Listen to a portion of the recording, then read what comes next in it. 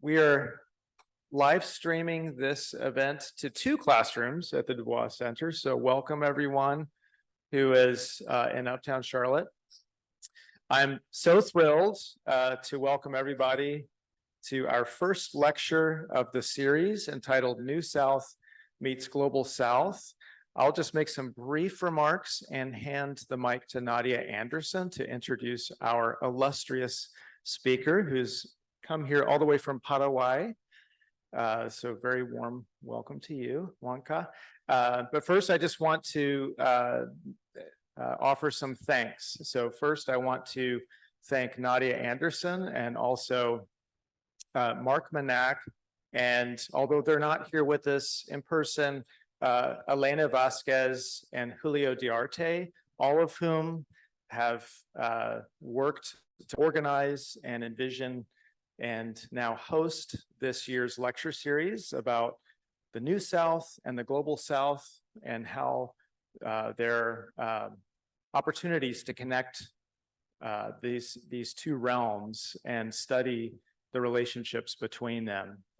It's a very exciting lecture series about 2 places, interrelated places that deserve more attention. So I want to thank them for organizing. I also want to thank Peter Wong for organizing the whole effort, the kind of visibility efforts around the lecture series poster and related social media. And Peter worked with Jeffrey Ludlow from Point of Reference Design. Jeffrey is an alum from the School of Architecture and now runs an incredibly successful practice, graphic design practice. And so we're happy to have that connection as well. And I want to thank AIA Charlotte for contributing to this lecture series, for making it possible. And just a plug for our second lecture of the series, because it's coming up so soon, it's on Monday. It's Monday evening at 5 p.m. There's a book signing by Marlon Blackwell, who'll be here, book signing and reception that will occur at the Dubois Center. And then the lecture will follow at 6. And AIA Charlotte is co-sponsoring that event. Just wanted to get that on your calendar since it's coming up pretty quickly. But now is the time to celebrate today's speaker. And so we're thrilled to have Juan Carlos Cristaldo with us. And I will hand it off to Nadia to introduce Juanca. Hey, let's see, we're getting the setup organized here. Yeah, thank you all so much, students, faculty, others, for being here and at the Dubois Center. So, and I've had the privilege of getting to know Juanca a little bit over the last couple of days, and I think this is going to be a really exciting lecture, and at least I'm looking forward to it. So without further ado, Juan Carlos Cristaldo is the coordinator and co-founder of the Center for Research, Development, and Innovation, CIDi, is that right? At the Architecture, Design, and Arts School in the National University of Asunción in Paraguay. At CIDi, Juanca leads research projects related to urban and territorial development, focusing on infrastructure as a catalyst of change. He also works in the fields of public policy and open source, open data cartography and digital fabrication. Trained at Asunción Technical High School, the Universidad Nacional de Asunción, and at Harvard Graduate School of Design, where he received his Master in Urban Design degree in 2013.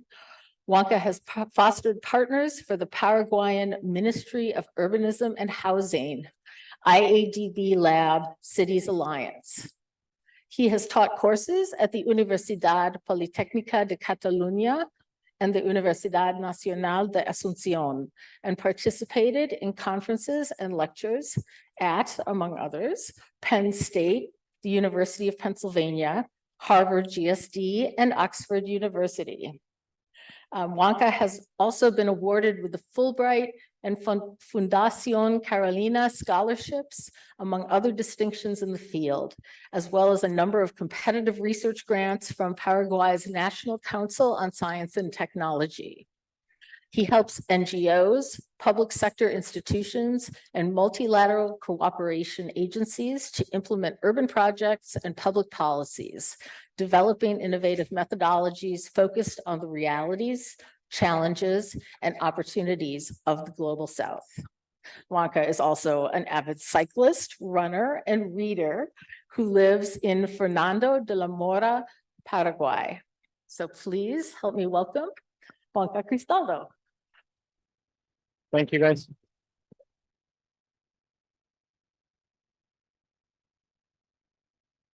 Hello, can you guys hear me? Yep.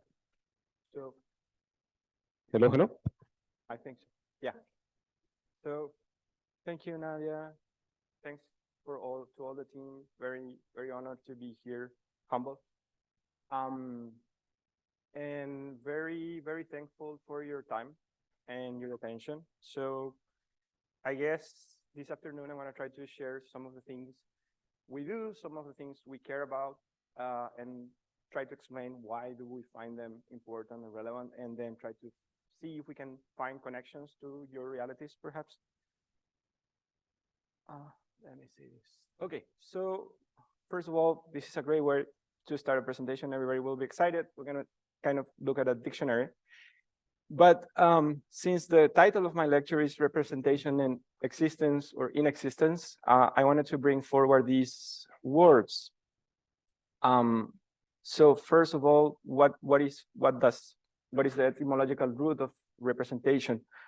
So is this idea of bring before one, to show, to exhibit, and it has this reinforced particle, which is re, which means to bring forward again, to present once more towards you. And then there are two words in Guarani, which is my other native language, omohanga and oheshauka, which are kind of analogous to represent. Hanga is to draw, omohanga, it will be to reflect, but also to represent, to draw. And oheshauka is to present, to bring forward an idea or a person. And it's perhaps difficult to keep these words in mind, but grab this first slide because we're going to try to wrap up in the end and come back to these concepts and notions, okay? Okay, so I'm going to try to make a presentation in kind of three parts. And the first part is about the institution where we work on, or where we work at, I'm sorry, and about how do we see design and research. So at CIDi FADA UNA, the Center for Innovation Design, we work to advance knowledge and build capacities in fields that there are little or no experience in Paraguay, my country. We began 10 years ago, in 2013, thanks to the support of CONACYT seed grant. CONACYT, it would be like the National Council on Science and Technology. So they had been sustaining many of our efforts. We do different things, but under the umbrella of CIDi, but all that we do, which is very diverse, and you're going to see a part of it, and ends up following in one of these four big buckets, which is consulting and assessing, capacity building, which is training or helping to train people, academic research, and digital fabrication. So those are kind of our spaces. And within those four areas, what we are working on is, one of the things is mapping. And mapping, especially like GIS related to free and open source software, and you're going to see a whole logic of why is that. But also parametric design and digital fabrication. So we work always in teams of students and teachers that are linked to different projects. And these folks come from different fields.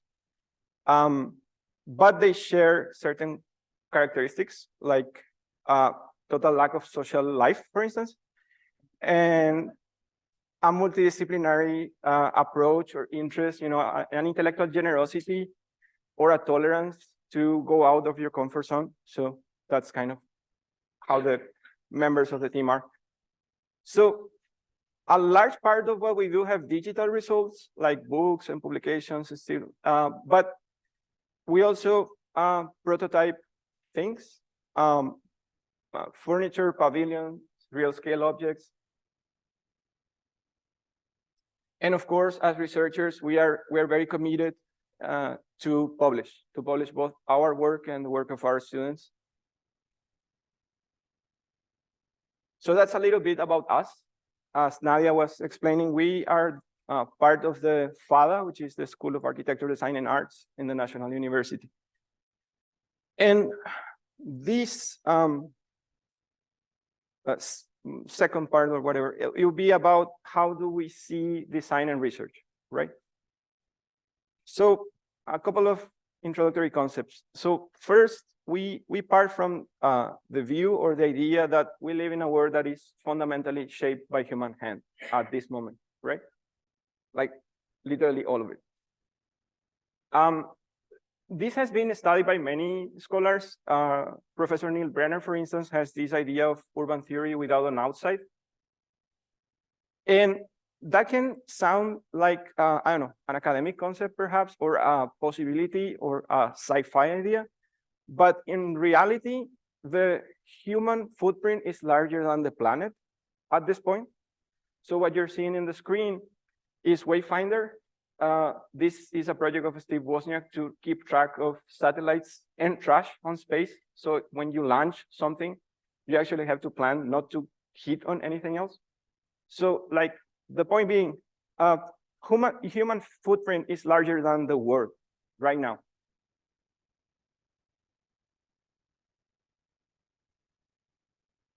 And this has been a topic of discussion of kind of serious, well-established scholars.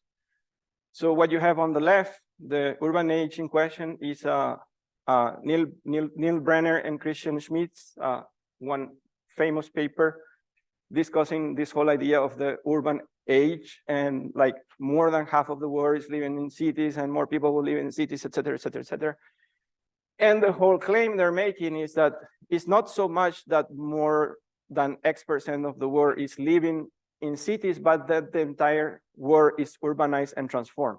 Not literally like the whole world is a city, like kind of Death Star kind of thing, but that the whole world is affected by urbanization processes and dynamics. So that's Implosions, Explosions, a book by Professor Brenner, or edited by him. The War as an Architectural Project, which is below, is by Hashim Sarkis, MIT, the Dean of MIT, a former GSD professor. And the guy you have on the right is Roberto Luis Montemor, which is a very interesting figure. He's a professor from Belo Horizonte, and he spent several years of his career studying the Amazon and the cities on the Amazon and the processes of transformation in the Amazon. We translated one of his texts for Implosions, Explosions. And I love the work of Montemor because he's a guy that he's writing in a kind of very isolated place in the 1970s about a process that is absolutely non-trendy, like nobody's really looking at it at this point. This is, I don't know, prior Marina da Silva and Chico Mendes, and prior, like the Amazon to become, like a trendy thing to look at it. This guy was studying it at that moment. And what he's saying is precisely this, like everything is transformed, everything is touched already by urban dynamics, even when you don't have actually cities in the Amazon, which is a great concept. And again, this is even an older idea, academic, right? So what you guys have there is the Cumbenopolis of Doxiadis on the right, and the text of, like, this is the original paper of the megalopolis of the northeastern seaboard in the US, et cetera, et cetera. So like this idea that everything is transformed and altered, has been with us for quite a number of years at this point. What does this all means for us, for our practice, you know? And the corollary is that we live in an historic and socio-technical reality in which it demands on us that the intellectual scope of design must be extended, you know, from the, say, traditional model or traditional scales of practice, for instance, of architecture.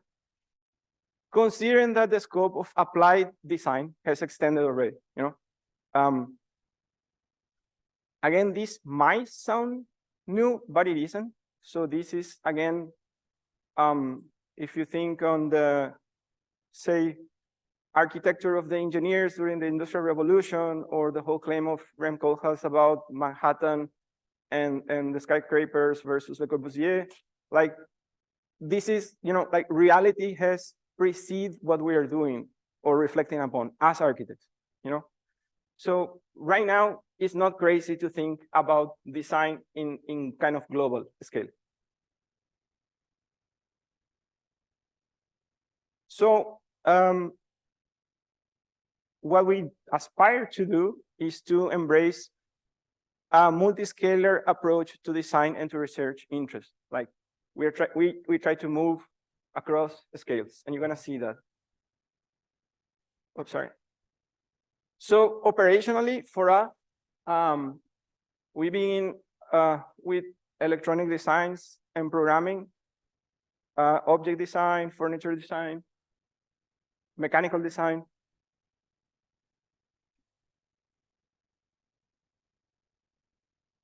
Domingo de noche en el CIDi, prueba del Sunday night, motor no life. vinculado ya al sensor de luz.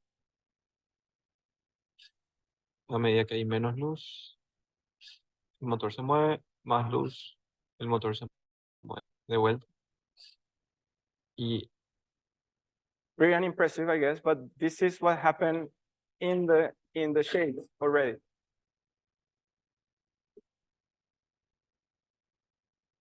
So those are light control. So you have a sensor, and the full process from developing the sensor and the PCB to develop the program, to make the mechanical design of the moving parts, to make the object design, and to assemble the whole thing. All of that happened within the building, within the house. Domingo, So that would be kind of object design. In this case, it's kind of a vertical, I'm sorry, I lost the word for that, invernadero, like a greenhouse. But it's the opposite of a greenhouse, because the problem we have in Paraguay is not lack of heat, but too much heat and too much sun. So this, instead of a lighthouse or a greenhouse, it's almost like a shadow house. So it closes when you have too much sun in reality. And those are kind of the first built models and part of the gang. This is architecture scale, more traditional architecture scale, built with friends. This was partly built with Julio Diarte, former teacher here. This lady here is architect Lorena Silvero, my associate. And like, as you can see, what we do have, like when we operate in this architecture scale, kind of the main, or one of the main factors to consider in our design is the control of heat and temperature and light in an environment that is subtropical. So to provide shade and ventilation, etc., and to make the building to be energy efficient. In a context where we have very, very skilled labor force to work with hands and with bricks, stuff like that. And this is transversal to our designs in architectural terms. In terms of urban design, we are trying to get bigger scale. We're trying to intervene public spaces in the periphery of Asunción and the metropolitan area, places who have unqualified public space, sometimes even dangerous, and how through kind of simple interventions you can empower people and I don't know, allow other activities to operate on that space. So for instance, this family, after the project, this family started to come in the motocarro. So they literally put chairs on the motocarro on the Sundays and all the family comes.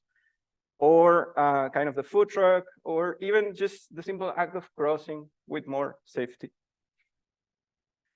Or a much larger scale, right? When we're studying, this is an entire Asunción metropolitan area. This is a contract for IIDB, the Inter-American Development Bank, working with a partner, which is NGO called Techo.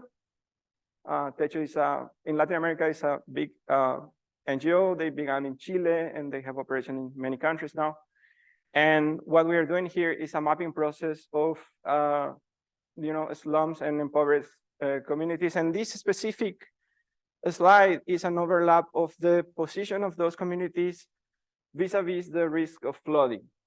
So which of those communities are on flood-prone territories. And this is more kind of, in a way, diagnostic descriptive, I would say. This is more project-oriented. This is a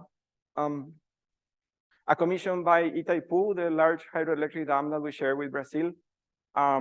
This is near the triple frontier. It's Ciudad del Este, Foz de Iguazú, Puerto Iguazú, near the Iguazú Falls, by the way, which is a great place. And what they're trying to do here is to promote a project to improve this lake, which is called the Lake of the Republic. It's a lake, but it's also a water reservoir. An important part of Ciudad del Este, the Paraguayan side of the city, drinks from that lake.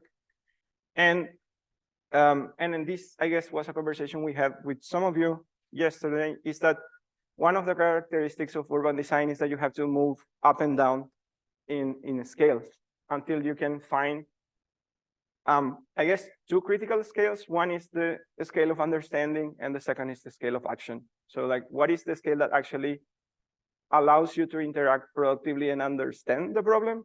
That's one. And the second one is, what is the scale in which you actually do something or propose something, right? And by the way, the point is, we received the commission to discuss the lake. Nobody asked us to discuss the whole basin. So what we are trying to do here is to show to the client, which is a very important public institution in this case, that is well and good and is interesting and plausible to operate in improving this area, but that the larger picture that we need to consider is the basin as a totality. Even if we go on a process that will go by stages over many years. Oh, I'm sorry. So this is more or less the scale they wanted us to operate, which is kind of the lake itself and the surroundings. So, like the meso scale, like the intermediary scale idea that we are trying to sell to them is that we need to protect not only the lake itself, but this kind of mosaic of green spaces, which some of them are public parks, but also they're public and private institutions like clubs, but also schools that have like vast green areas and trees, etc. And to see all of that as a mosaic where we can develop different strategies. And this is fun. Like that was the commission. That was the scale the guys were thinking, right? But you have to move up and down to understand and then to find the space to operate. And finally, you get to the architectural scale of these pavilions where you can, I don't know, have spaces for activation, food, music, promote sports like boating and stuff like that. But I'm sorry, remos? I don't have the word for that, but like kayaks and stuff like that. Yeah, no, like motor engines. And again, in the projects, always this concern and preoccupation with the shade and the orientation and the efficiency in the use of energy, et cetera, et cetera.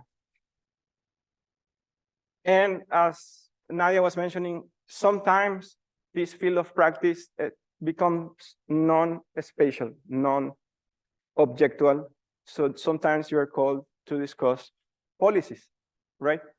So in the process of the development of the first national policy on housing and urbanism for the country in 2017 and 18, we acted kind of as I would say, the core technical partner, helping the ministry to hold all these gatherings with many different actors, because of course, like you don't, like, this is not our idea. It's not like we sit and wrote this thing, but like you need to have a technical actor that can facilitate and mediate all these different actors.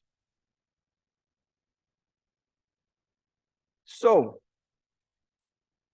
the thing is, we believe that the problems we face are not defined by the knowledge we have. Let me say that again. There is kind of a well-known story about Le Corbusier. His mom was sick or something, and like the solution of Le Corbusier was to try to propose to build a cabin for her mom in a lake in Switzerland or something for her mom to get better. Well, architects, we are like that a little bit, you know, like we are people with hammers in the hand, everything is a nail, you know.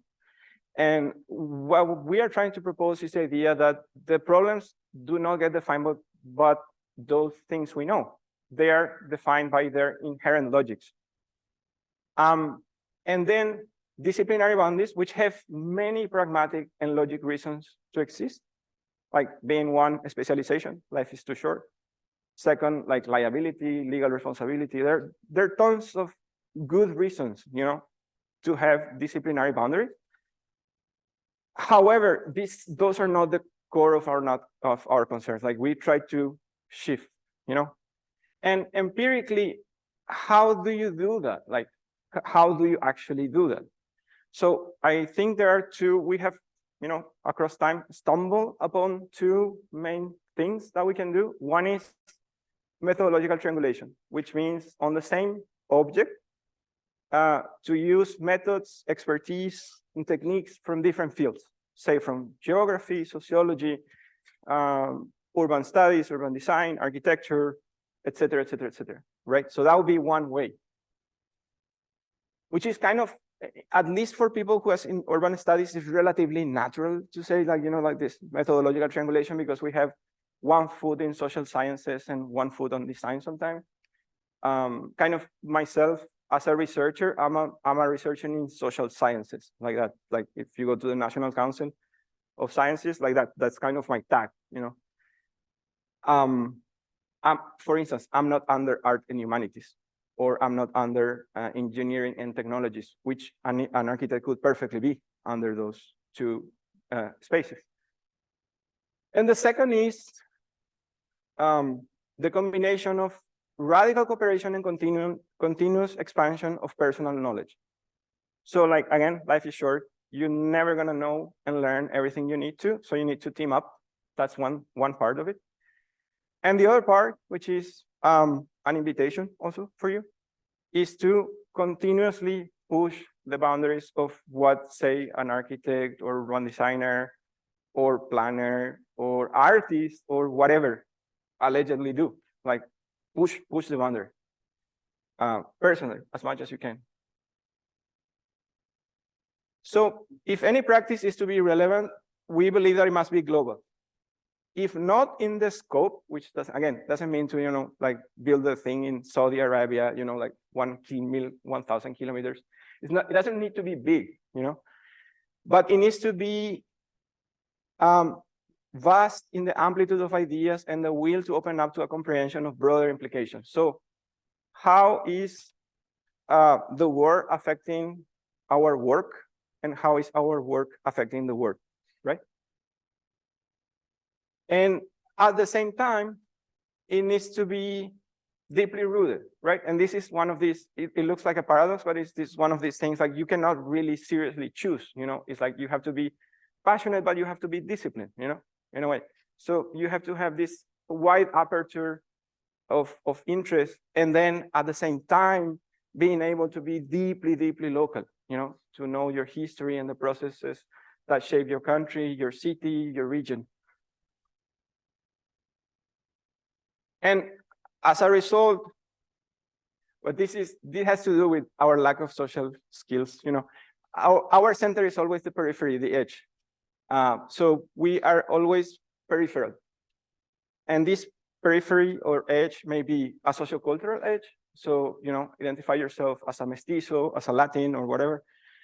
But it can be a geographical territorial edge. Paraguay is a geographical edge. And we have been discussing this with some of the crew.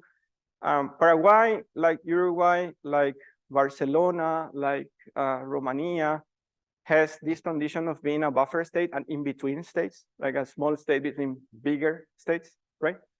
So that's something that is constitutive of us. And also an epistemological and methodological edge. Again, like this notion of pushing the boundaries of what is usually done. One more idea. The obvious is never so. In other words, and there is this great phrase of Rilke saying to Mr. Capus, like, if you find the word boring, like, don't blame the word. Like, it's like you're not paying attention, you know? So, and marvelous, interesting, and challenging things are hidden under the words, this is how the things are, and this is how the word is, you know? So there are no uninteresting places. I come from an uninteresting place, so I can tell you. And the corollary is, like, what is the reaction to that? Well, we always want to know, how did we get here? How is it that things are the way they are? Because that is a key moment or key element to understand what is the viable unprecedented. This notion of the viable unprecedented is from Paulo Freire, which is a famous pedagogic teacher from Brazil. In Portuguese, é o viável inédito, which is something that is simultaneously feasible, but hasn't happened yet, which is a very cool thing, you know? One more idea. We come from the global south, from the so-called developing world, poor countries or whatever. And we, like, the way we want to frame it, because we feel that is more productive, is to frame scarcity as the driver of creativity, you know? Creativity could be framed as something like kind of a luxury, something you do when you have a surplus of resources, and then like you become sophisticated and think, and you have art. That is kind of one way to think about it. The way we think about it is creativity is a response not to die, basically. And scarcity then becomes a driver of change, a driver of innovation, not a limit to it, you know?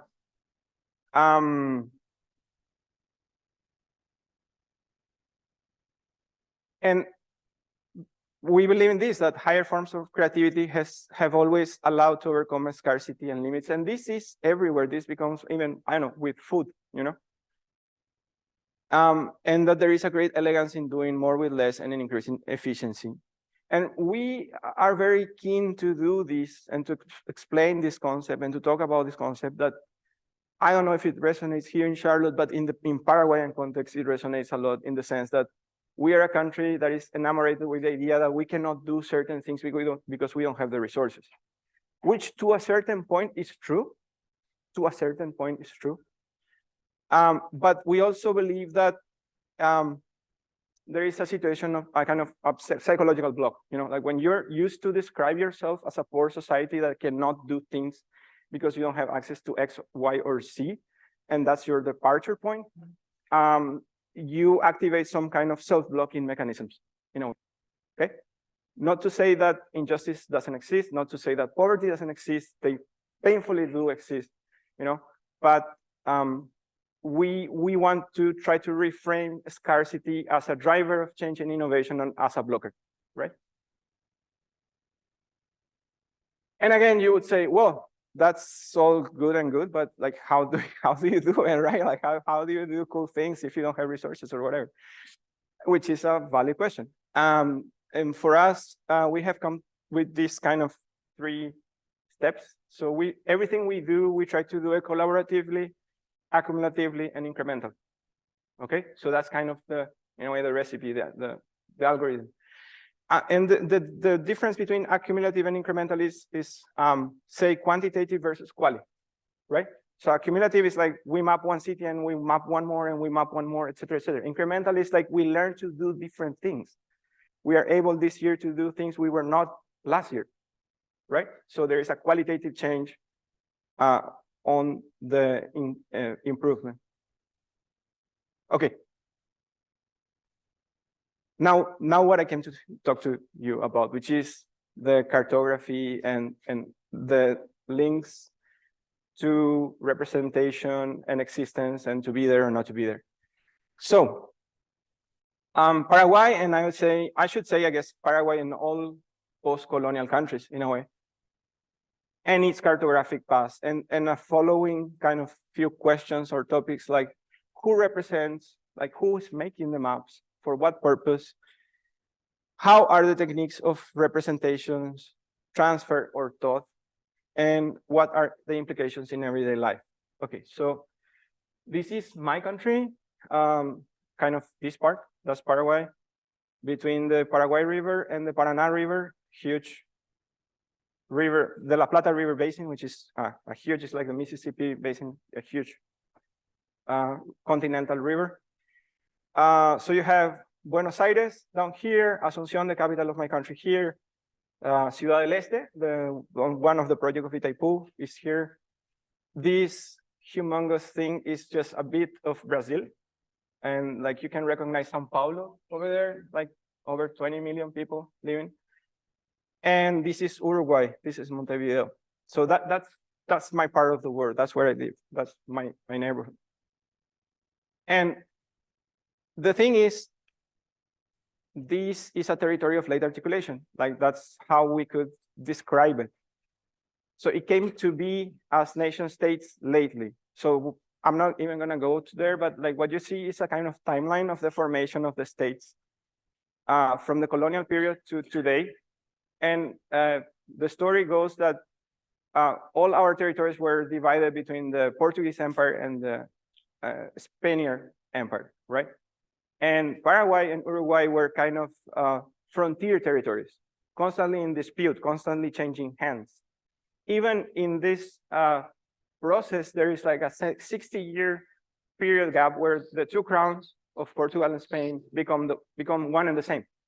So that makes it even harder. Well, all of this starts to lining up late in 19th century, early 20th century, war, conflict, a lot of problems. And finally, coming to towards the end of the 20th century, early 21st century, we began a process of territorial integration, Mercosur and multilateral institutions between these countries.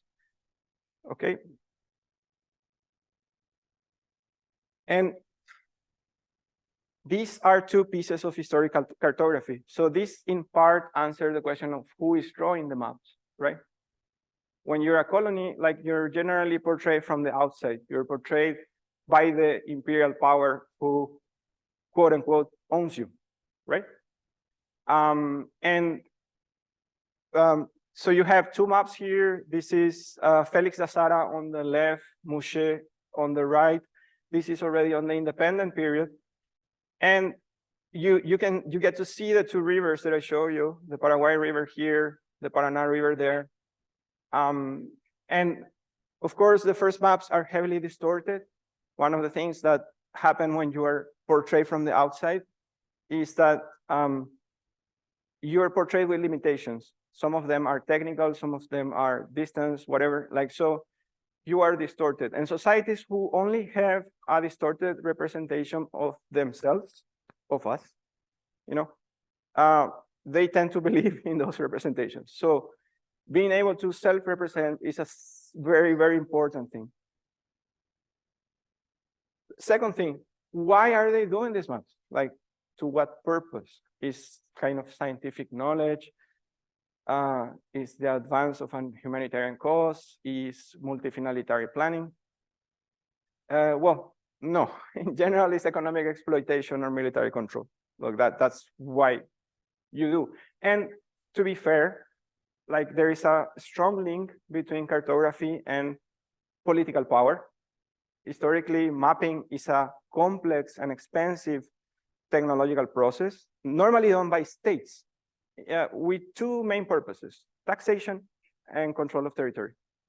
The third one would be economic exploitation of resources, right? So that's kind of the natural thing to do, quote unquote, natural. But we believe that mapping can also be a tool for kind of multi-finalitary civil purpose use. You know, in other words, mapping done for the inhabitants, by the inhabitants, to promote better cities and better territories. You know, it's just that this is not our predominant tradition in my country. And what you see there is that they're not mapping only, and of course they wouldn't, like they're not just mapping physical geography, they're mapping resources. Now, Paraguay historically is not a country of mines like Bolivia was, when, you know, the silver mines of Potosí, or it's not Peru, you know, with the gold. The historical resource has always been the forest. Oh, and by the way, the native, because what you have there is yerbales and natives. So they're mapping people, because people is a resource that can be exploited. And it was exploited severely. The yerba mate leaf, to my surprising delight, has become something kind of trendy globally in the last decades. But that's kind of from this region, you know, like the yerba mate leaves is literally Ilex paraguayensis. So it's a, and it was originally an extractivist activity. Now it's a crop. Now you plant it and then you harvest. But originally you go and cut the leaves in the forest, in the subtropical forest, right? And though that is what the, I don't know, Spaniards or Portuguese or both, and then the criollos and mestizos would, you know, capture the native people to do, to cut the leaves and, you know, trade. War. Well, in this process of late articulation of defining who owns who and who owns what and where this border ends, we had major wars. Two constitutive wars are, you know, like the one that finally set the borders of the country. 1864, 1870 is Paraguay against Uruguay, Brazil, and Argentina, which ended tragically for Paraguay with heavy losses of life and territory. And ironically, we have beautiful and detailed cartography of the country in this period, because this is part of the Imperial Occupation Army of Brazil. So what they're doing now is like they're portraying like the fortresses that they capture and the territories that they capture. Jourdain, 1871. This is published 1 year after the end of the war. And this is a cartography. This is 20th century, early 20th century, and this is a cartography of the Chaco, which was basically parcel and sold. Brief thing. After the country obtains its independence in 1811, there is a presidential decree that transformed automatically every native of the country into a citizen of Paraguay in exchange of all the land they own. All of it, not a little bit. So the state becomes the largest landowner of the country, basically almost monopolistic, you know. And of course, this produces a lot of richness, which entails a certain process of growth, et cetera, et cetera. In that government is crushed in the war between 1864 and 1870. And well, you have a bankrupt country, loss of lives, et cetera, et cetera, et cetera. And so like one of the ways to finance the new government was the selling of lands, right? And this led to a huge concentration of land in very few hands, what we call latifundios, right? So the 20th century or 19th century form of the latifundios would be on the Chaco, would be the extraction of hardwood, quebracho, used for rail lines, and also to make tanning, which is a product used to tan leather. And on the eastern region, yerba mate leaf. Just to give you a sense, any of this, like what you see here is half of the country plotted to sell in parcels that are una legua por 10 leguas. So like 4.8 kilometers by 48 kilometers the piece. And the colors represent prices. And the prices vary, of course, if you're close to the river, which was the only way to get productive access in this historical period, versus if you're inland, right? So the prices decrease as you go inland. This is part of a book in 1911 to celebrate the centenary of the independence. And it's talking wonders about Domingo Barte. Domingo Barte was one of the very, very large landowners of the eastern region of the yerba mate region. And he's saying something beautiful like, el señor Barte es propietario de 412 leguas. De tan alta y ventajosa estima en el comercio paraguayo argentino. So he's so well known and established both in the commerce of Argentina and Paraguay. Well, these guys, they run their business basically in a non-explicit slavery model that is called the mensú. El mensú is a very specific figure of this territory. It's basically slavery by debt, right? Because allegedly the slavery was already forbidden. So like you couldn't actually have slaves. But in practical terms, these companies did have slaves, right? And basically what they would do with you is they would hire you and give you an advance. And then the pay was always less than your debt and you would stay there forever. And these kind of are basically states within the state, you know? So please bear in mind this tradition, like who made these maps and for what? So like the imperial powers, war, extractivism, like that's the tradition of our cartography, right? And when you go now to the institution that is like the national institution that has a responsibility to produce maps in Paraguay is the Dirección del Servicio Geográfico Militar. It's a military institution because like there are kind of two kind of schools of who will make the geography of your country. Some countries have military institutions. Uruguay is the case, many others. And in others, you have civil institutions. So Brazil has Instituto Brasileiro de Geografia e Estatística, IBG. So it's a geography and statistics bureau, you know, like, but that's a civil institution. In Paraguay, it's a military institution. But if you go there and you buy a piece of official cartography, you're gonna find this. They say like, it's prepared under the direction of the Department of Defense of the United States and published by the Topographic Command of the Army of the United States in Washington, D.C. So like that, this is how you get contemporary cartography, right? And to be clear, this is not, I'm not claiming neo-colonialism from the US. I'm portraying technological dependence, right? Which is one of our concerns.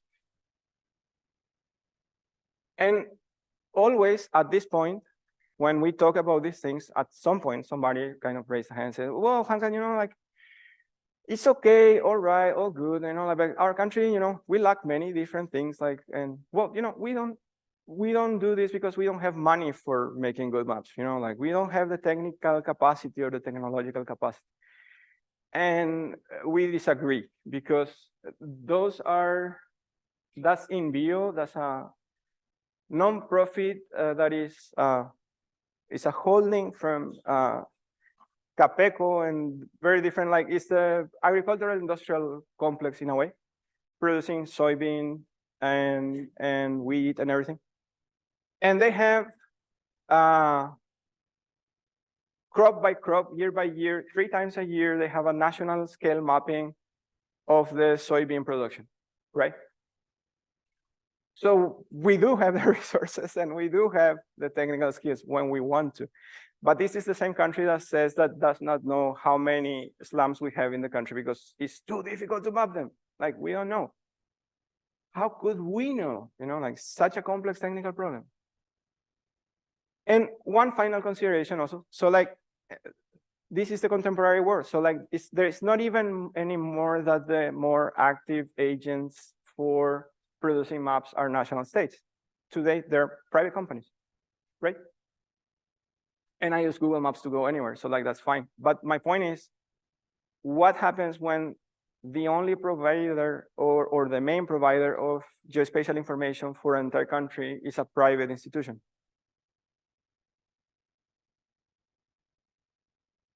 So the implications of this history. Historically, again, we have been portraying from the outside and not to have as a society the capacity to self-represent urban contemporary reality, like how we are now, and to understand processes of urban change. We believe that this condition hinders the possibility of develop urban planning that is democratic and evidence-based.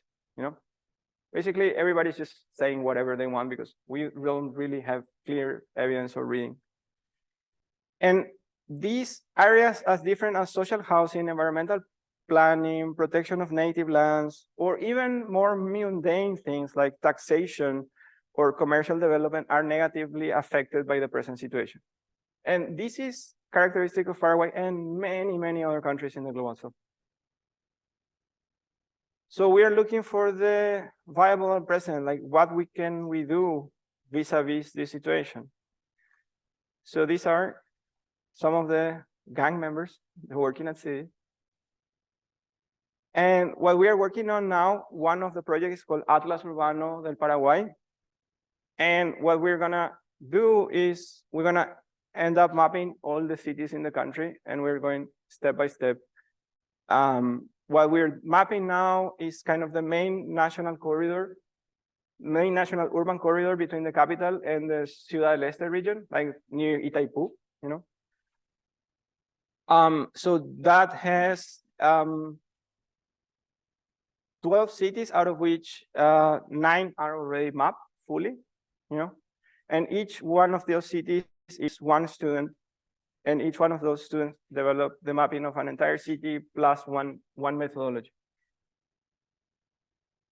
And this began a few years ago. Like we were originally hired, and this intention to learn of how to map what is not mapped or portrayed or represented. So we were hired by, in this case was Habitat for Humanity, the Paraguayan chapter.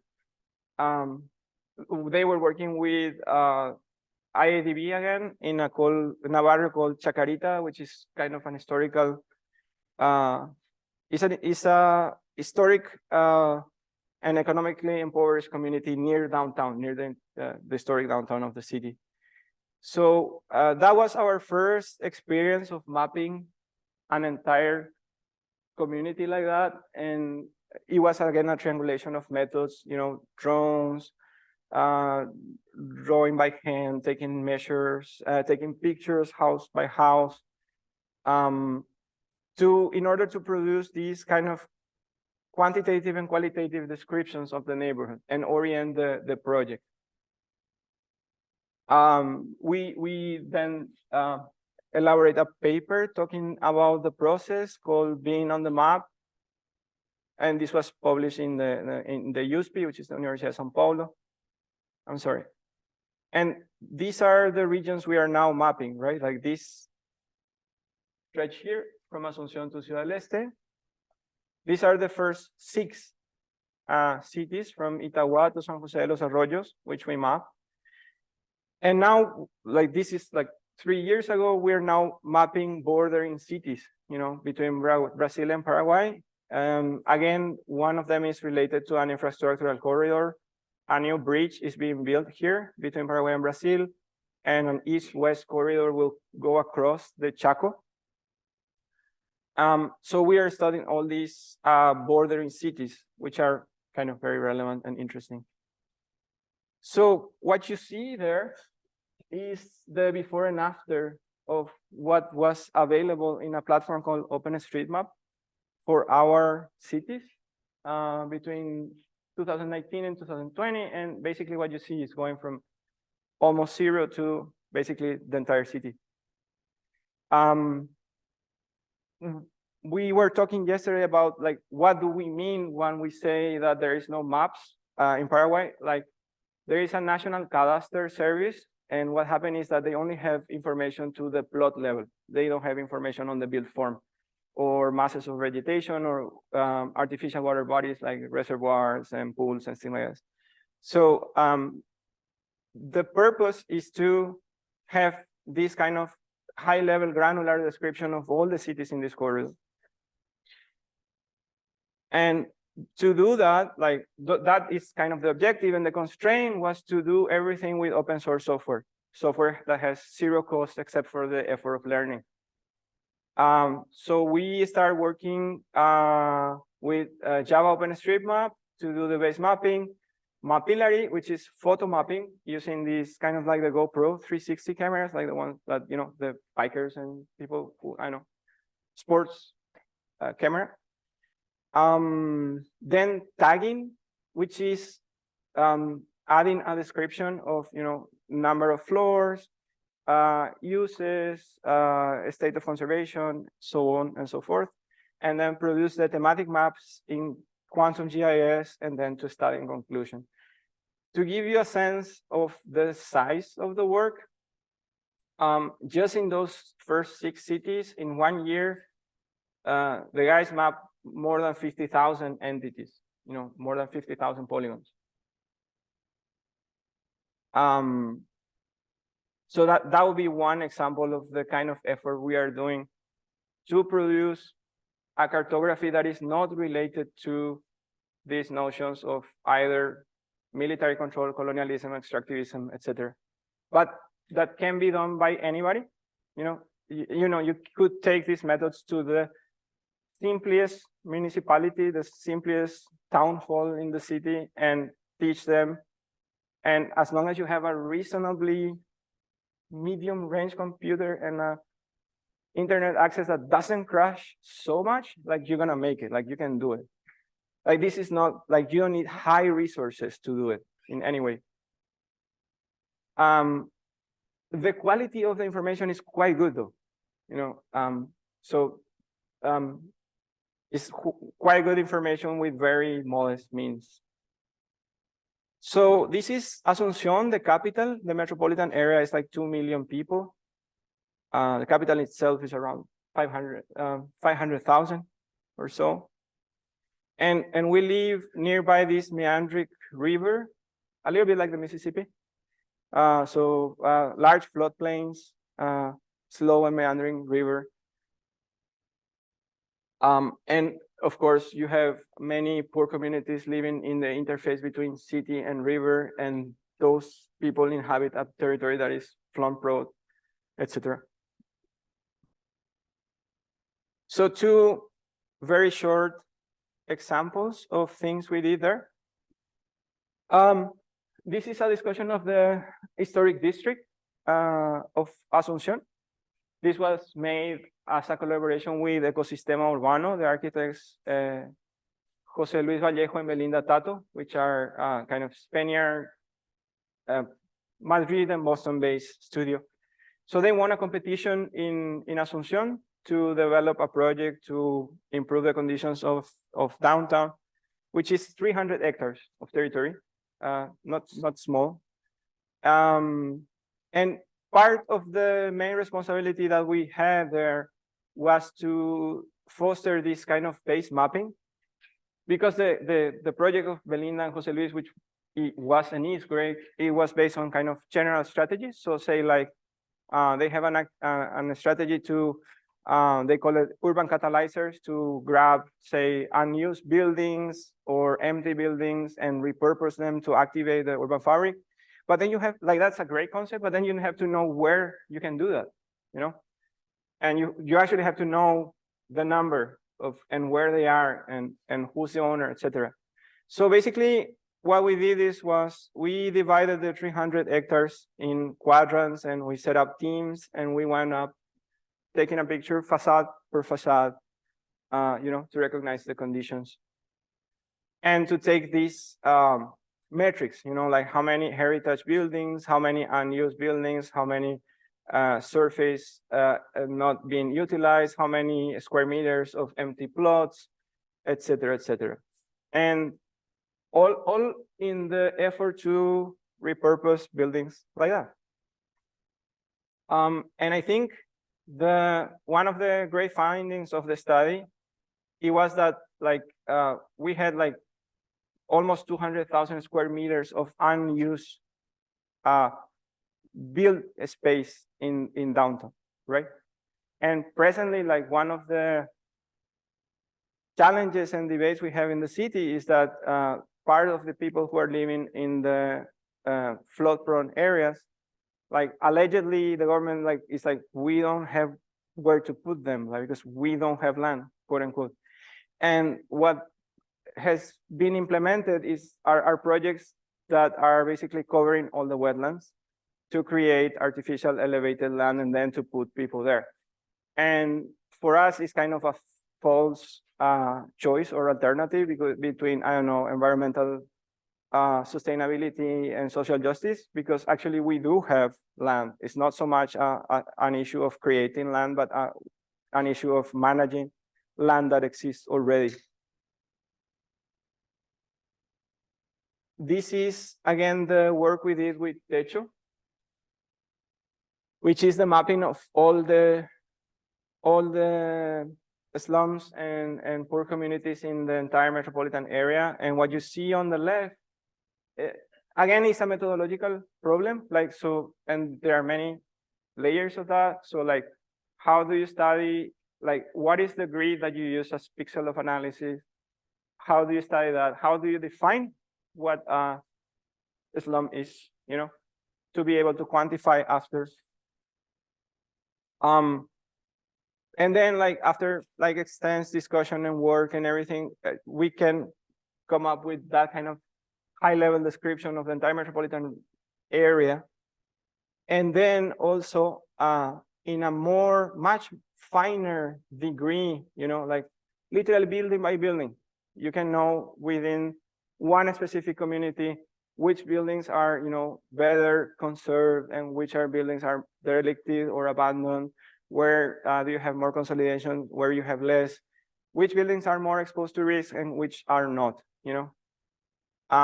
Because always kind of like one of the seminal, like the center problems in discussing slum upgrading is you have this kind of two cartoonish positions. One is, and of course, in the context of the US, that would be kind of urban renewal, you know, like take everybody out, you know, and we're gonna clean this and make it good. And then like the other extreme is leave everything as it is, you know, like don't touch it, you know. And like we feel that that is a very difficult situation, because in reality, what it does is that it tends to perpetuate status quo, you know, like we cannot touch, and you know, like, so like the real challenge for us is to find evidence and criteria to define who is more exposed to risk and who lives in the more precarious conditions. And that is kind of one subgroup that probably would be benefited by nearby relocation, you know, versus the people who live in well-consolidated houses and do not face high levels of risk, which basically they will be highly benefited by just basically staying where they are, you know. And you cannot do that. You cannot have this degree of conversation if you don't have that degree of information. To be clear, that is not enough, but it's a necessary condition. Okay, so it's a step you need to have. And I guess more than having the map of one specific community, you need people who can do these things, you know, who can elaborate these maps and can understand them and can explain them to people in the community or to a local government and so on and so forth. So, and this is one of the last things we are doing. This is a collaboration with KU Leuven, which is a university in Belgium that we have been working on for many years. And we work with their master's degree program. We received them for 6 weeks over the summer. This is last year. This year we had another group. And what you see there is a drone imagery of a territory, Laguna Cateura, which is near a dump site. And what happened is that in a terrible urban planning decision, the dump site was established in a wetland territory, which is kind of the most stupid thing you could do ever in your life. And this tragic decision was followed by more tragedy. This is kind of Hamlet, you know, like it's tragedy after tragedy after tragedy. So what happened is that people came to participate in this kind of economy of materials, you know, like to extract cardboard and aluminum and all these kind of things. But they live in the wetland, you know, and like when you walk there, like you get to water here up to your ankles or knees sometimes. So what they do is they are fostering micro fillings, you know, like they're land filling plot by plot. And that filling is a combination of garbage and like land or, you know, like construction debris that they bring from somewhere or buy or get or whatever. So they're kind of slowly eating up the wetland and eating up the lagoon in this case, you know, like it's a Laguna Cateura. And this is an extended and ongoing process that we believe that is, you know, is bad for all kinds of reasons, but we believe that it's bad economically, socially, and environmentally, you know. And we feel that it's important to be able to portray these processes, you know. Also, well, some of the gang are here. So this guy here is Guillermo Brites, an architect, environmental engineer Lisandri, and I don't know, Silvia, architect Silvia must be somewhere there. But this is a work we also did with UNDP, the United Nations Development Program, to help recyclers, like street recyclers, and was the mapping of the routes to try to improve, you know, the efficiency. And basically, like conceptually, was to try to improve their work while they're picking, and to try to improve their work and their capabilities in a kind of small shed they have in a kind of cooperative way to make them more competitive and to sell better, you know. And basically what happened is that Guillermo and Lisandri and Sylvie, you know, they got in the car at 5 in the morning with a GPS activated, and they would, you know, like, this is all prearranged, and like we would literally follow like whoever of the community would allow us, you know, they have the generosity to allow us to go in their journey to work. And then we could, you know, record their track, but also record how much they get to produce per day, et cetera, et cetera. And a lot of interesting findings came from these. For instance, that several actors have overlapping routes, which was less than efficient, but also kind of problems within the very structure of the group, in the sense that, for instance, like if you think it in kind of rational way, or just more just driven approach, you would say for instance that the motocarros, which are power engine, would be operated by women, requiring less effort, physical effort, and allowing better distance.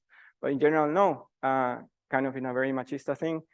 Generally, like all the motocarros were driven by men, and like the women were left to use hand cars or even bags, you know, to be less productive. And all of these kind of discussions are possible because you have data, you know, and you have, and the guys spend tons of time with them, and Guille spent weeks not only making the route, but waiting, you know, like at the end of the day, how many kilos did they get of every material and so on and so forth. And this is the other part of the work that you guys already saw about the mapping. So I guess I mentioned that each student makes kind of the atlas of a city. It's a collection of more or less 25 maps for each one of these cities. And these 25 maps describe 3 kind of distinct dimensions of the city, kind of political and administrative boundaries, physical geography, you know, wetlands, basins, forests, that kind of thing. And then like the built form and infrastructure, highways, that kind of thing. But each one of them makes a methodology also. So you have like the last one, Julia, she wrote the methodology to work with the drones. So she systematized the methodology to work with the drones. And not only the drone, but also Open Aerial Map and Open Drone Map, which is fully open platforms that you don't have to pay any license to use. So say, I'm sorry, this that you see on the left is Open Aerial Map, which is kind of a mapillary for drone imagery, right? So if you go to Open Aerial Map and you go to Paraguay, you're gonna see the images that the guys are doing. In the same way that if you go to Mapillary and you go to Paraguay, you're gonna see the pictures taken with the 360 cameras. Okay, so to wrap up, we began with this idea of representation, right? And this notion that to present, representation was to present, to bring forward, to call your attention, to show you. And we talk about these two Guarani words, omohanga, which is to draw, to portray, to reflect, and oheshauka, which is to present, like to present a place or a person. But those two words are beautifully close to heshakwa, which is a different word, which is to understand and to be able to see what is coming.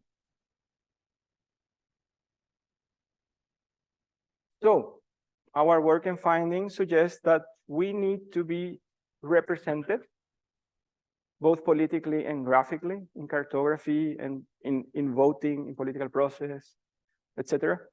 We need to be represented to exist, both symbolically and legally as citizens. But we also believe that we need to represent ourselves in order to understand better what we do. You know, we need to, like, say, when we are drawing a city, we are drawing what we as a society are doing to occupy the territory. You know, if we don't draw it, like, we won't get it.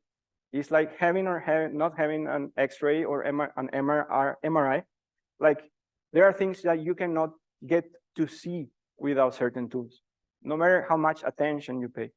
So we need to represent ourselves in order to understand better what we do. And we need to understand what we do if we want to have any chance to improve. And we believe that we most certainly need to improve in order to keep existing. You know, and I'm talking about Paraguay, but I'm talking about, you know, the human species probably. So this is finally the link that we want to share between representation and the notion of existence or inexistence. So our call to close the lecture is that all of you guys please consider that either virtually or whenever possible, like this afternoon, and I thank you very much, get together and do great things by work that is collaborative, accumulative, and incremental. Thank you very much. I will just.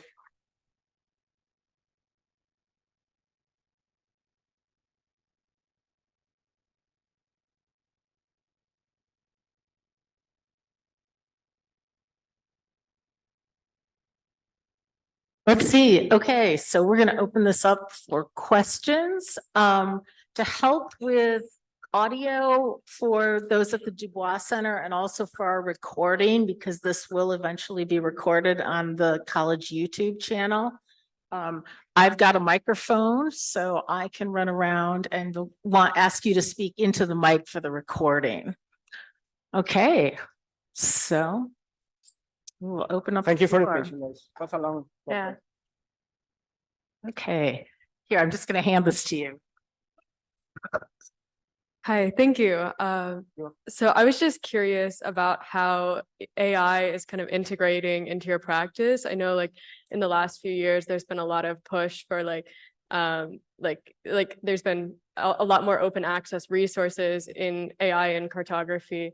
And I'm just curious if that's like being integrated now, or if that's what you see as like the future. Cool question. We're working with IIDB on that now. We don't have much experience. They have had the generosity to share one open source package that I have been working on. the reality to this point is kind of that, I can say this because I've said to them, is that the level of noise is almost equal to the level to the signal. So like it's like the range of precision is like 50-50. So to the present moment is not a radical tool to incorporate, but we are in constant talking with them and very interested to learn. It's not our thing at the moment, but it's definitely one of the things we're going to be looking at. Yep.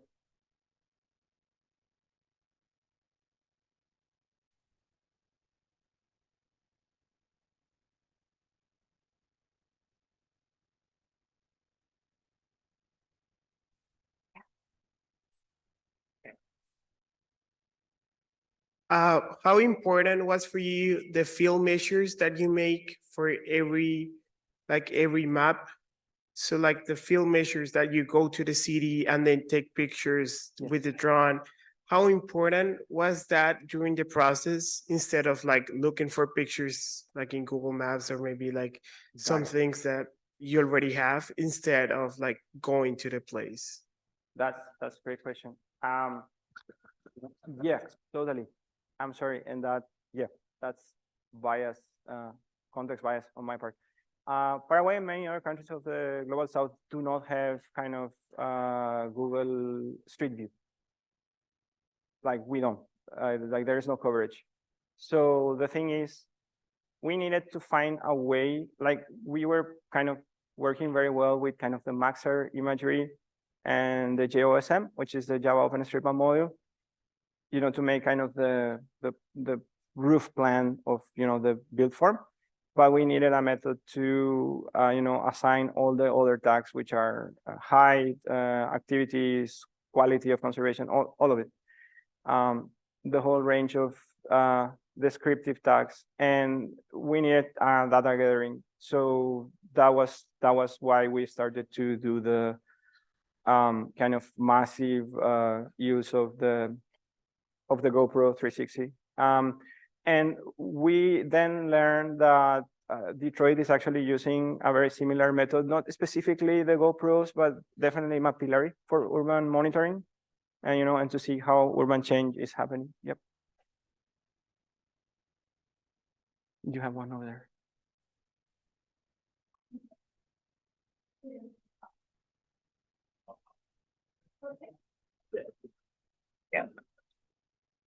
With the work that you are doing back home, do you see a collaborative effort in the surrounding communities as well as countries that are now picking up on the mapping program? And if so, does that help in your collaborative effort and propel your work forward as you continue to do so? Great question. Thank you. Yeah, most definitely.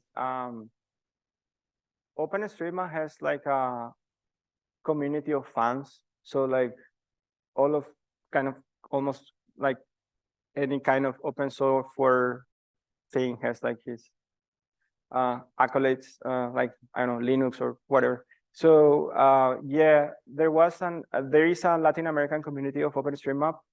They have like yearly encounters. We have one in Paraguay in 2019, and I thank you for it. Prior to us, there was already an active community of OpenStreetMap in Paraguay. You know, like we learn from them, and then we kind of develop our own thing.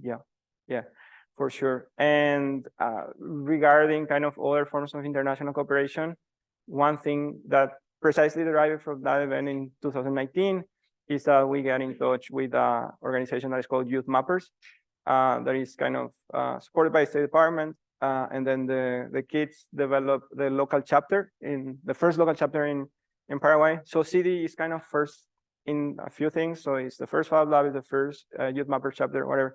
And then they get small funding. So for instance, the trips like to these cities, because some of them are like 200 kilometers from the capital, whatever, they have small grants to, I don't know, buy one GoPro 360 and, you know, take the bus and have one night in the hotel or whatever. Yeah.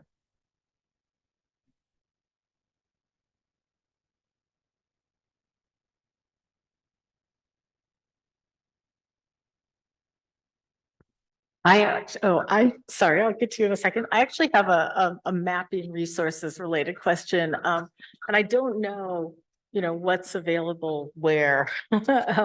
But do you ever use or have access to things like remote sensing, to look at like vegetation and using Yes. different kinds of, satellite lighting to see things that aren't visible, for example, or aren't readily apparent with just visible light? Great question. Thank you. Yes, we do.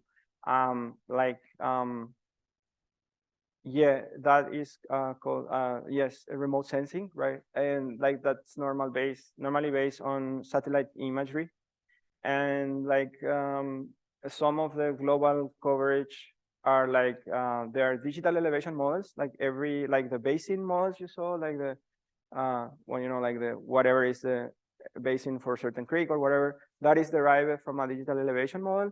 So we use that, and we also use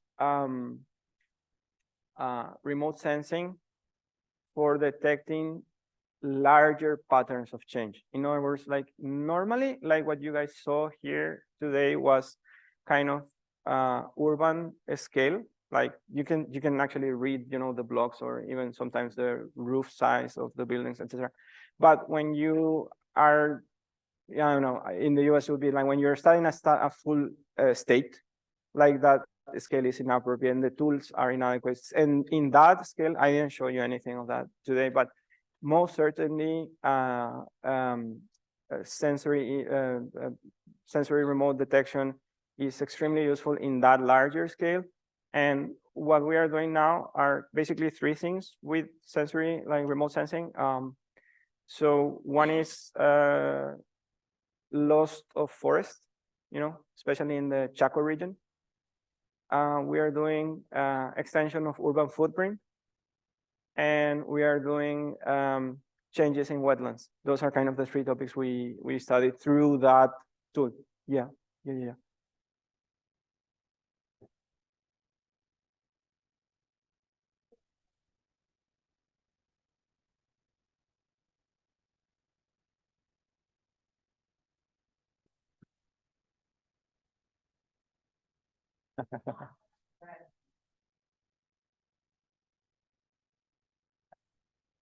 Okay. So in what seems like such a big project with so many people, how do you break that down, and where do you even start in understanding such a big project? Oh, we are fully organized. No, I'm lying. We're not. No, the thing is, it's based on need and it's gradual, So what happened is that we got a grant right after I came back. In 2013, we got two grants. One was for CIDi, and then we got a research grant, which was a project called Infrastructure Territorial Transformations in Paraguay. And then we started studying this region of Ciudad del Este and others, like, and vis-a-vis, like in that case, was a very large hydroelectric dam and everything. And the problem we stumbled upon very quickly is that, like, to do the kind of analysis we wanted to do, there wasn't data, So either we return the check and say, well, like, I thought I could do it, I couldn't do it, like, here's a check.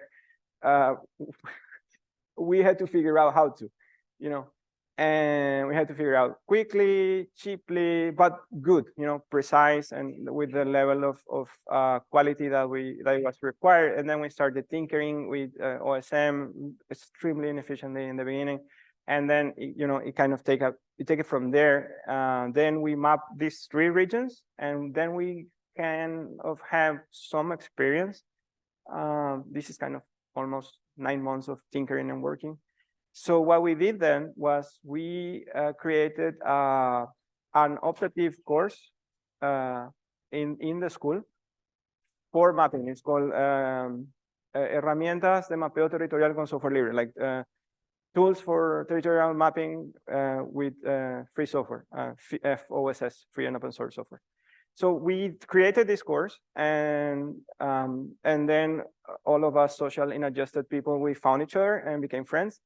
And some of those friends stayed to kind of make their final conclusion of career project with us. Those guys stay quite longer, like almost a year within the lab.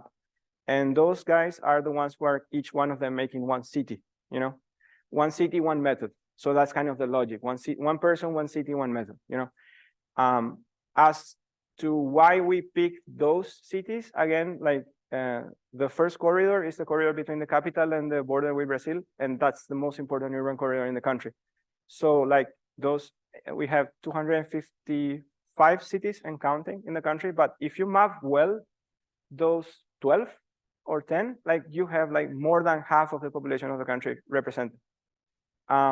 And right now we have another subset, which are bordering cities, which are kind of cities that have one half in Paraguay and one half in Brazil. And like nominally, like San Diego, Tijuana, you know, like nominally, like they're legally in two separate countries and have a border and everything. But in the real life, they're one city. So you have people moving and bordering and marrying and divorcing and fighting and having friends and whatever. So those are very cool research topics. So we're mapping one stretch of the border now. But I guess to wrap up the comment, one of the things we try to do always with the guys is try to, I don't know, learn to be more, I would say, to tolerate uncertainty better, you know? And one key element of that for us is to understand that when we find a problem that is big enough, probably is our next project, you know? So we were making one project and then we find a problem that was big enough to be the next one, you know? And that has happened quite a few times to us, yeah. You hold the button. Actually, it's on. Oh, okay, cool. So I was wondering if you ran into any trespassing and privacy issues while exploring the occupancy and living conditions of some of these places. Yeah. And then also once you find a need in the community, kind of like those projects you were just talking about, when you find a need that needs to be addressed, does it become a public sector project, or like where does the funding come from for that? Right. Good questions. Both the first one, the Chacarita project with Habitat for Humanity Paraguay, and the Techo project, which is more recent, they're made in partnership with NGOs, but we are funded by an international institution. One was IIDB and the other was UNDP, the United Nations Development Program, in service of public institutions like the Ministry of Housing or the municipality or whatever. Yeah. So that would be one aspect, you know. Regardless, the more academic process, like the process where the kids, you know, like do the mapping of one city, etc., that's largely self-funded, you know, like we compete for grants, they compete for small grants also in youth mappers. So like, yeah, we're constantly moving around to try to find small resources. But it's basically sustained by the university in a way, because they have the workplace and the Wi-Fi and everything, you know. Trespassing and, you know, issues of that sense. Like when we work on kind of large scale, like the citywide studies, what happened, and that question came the other day, like we tried to portray characteristics that are kind of self-evident from the street, you know? So like we are, in general terms, we're not invading anyone's privacy. When you work in a community, like in a closer community like a slum, it's different. Like, and then what we do is we go there first and we try to walk with the leaders first and to see who can receive us and, you know, and be our kind of local guide. Either the leaderships themselves or people who they know or they work with. And so we can, you know, navigate the neighborhood with, you know, with common sense. Yep.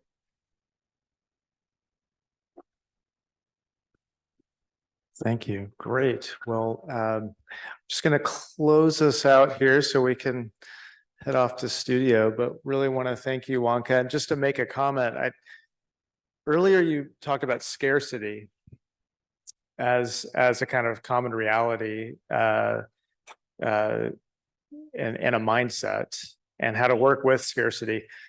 I just wanted to highlight the irony that the global South in general has been a place of abundance. Yeah. And this is really the reason, I mean, not a good reason, but the reason that the global North has, and colonialism, right, has extracted and taken advantage so much of the global South. And so, but the scarcity is real, but just to comment that a lot of it is kind of human imposed, right? It's political structures and the kind of continued influence of the colonial project. And so I really appreciate how you're mapping the tools that you developed and the processes and ability to really highlight and show and make visible the activities, processes, you know, kind of spatial configurations as a way maybe to insert yourself very creatively and operationally into that space to maybe recapture, hopefully, some of that abundance. So I appreciate, that's really important agency that the designer has, and I appreciate your work in that area. So thank you so much for joining us today.